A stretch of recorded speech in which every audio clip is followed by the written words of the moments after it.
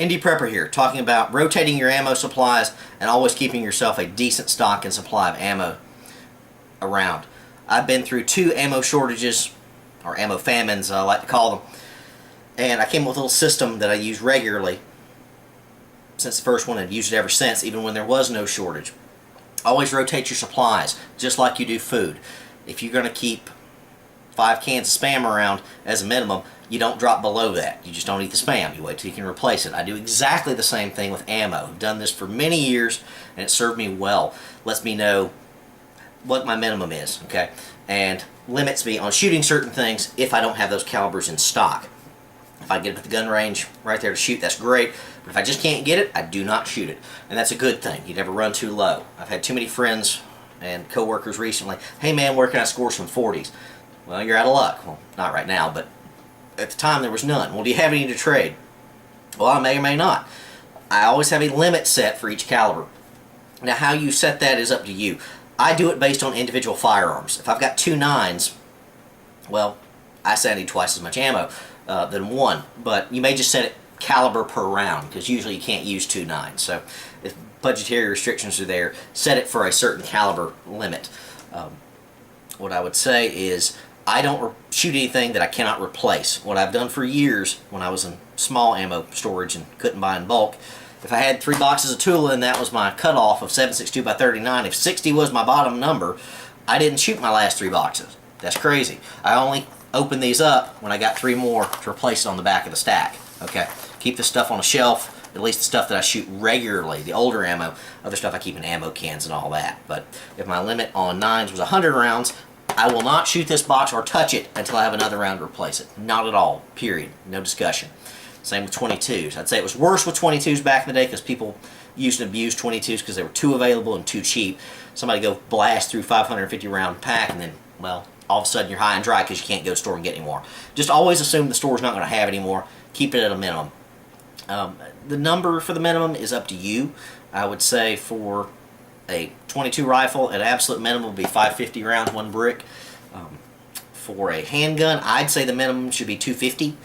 Really more 500, honestly.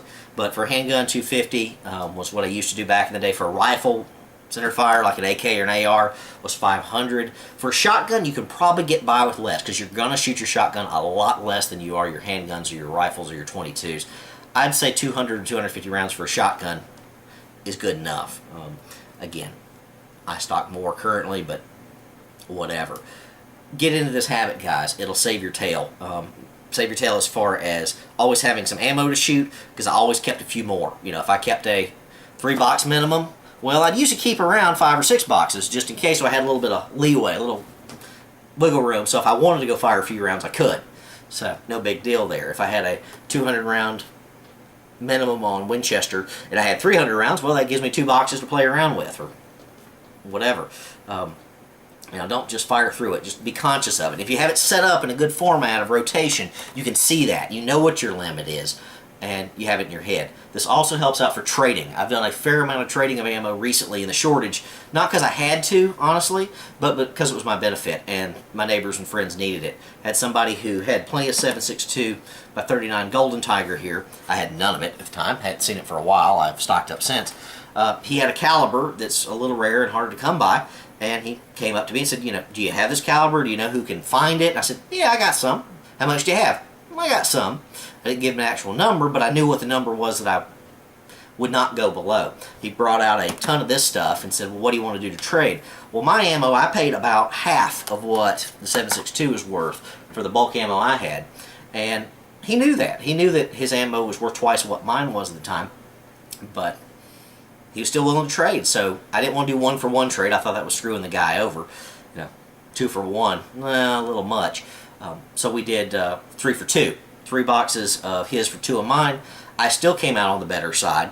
A little bit of profit if I wanted to count it money-wise. I didn't need the 7.62, but I wanted the Golden Tiger, and so we traded 3 for 2 for, was it 15 boxes, I think, of mine? Something like that. And I didn't run anywhere near my shortage. I knew I was okay. I didn't have to go back and count. Didn't have to worry about it. I knew what I had in my head. It's just a good practice to have. So rotate your ammo just like you would food supplies in the prepping world. Know what your minimum is, minimum storage is, and you'll be fine. Rotate your ammo. Don't worry about it. Think about it. If you have more than that, good for you. You get close to that bottom level, cut yourself off. Let's stop shooting 9s. Let's start shooting my AK a little more if I can get AK ammo. So this may seem simplistic, but it has served me very well in the last 2 ammo shortages. I've always had a notable surplus compared to everybody else. I don't just go blasting through ammo in an afternoon. I actually think and plan out what I can shoot, what I've replaced recently, what ammo I have on order, etc. So, hope you found that useful. Just my thoughts. Andy Prepper out.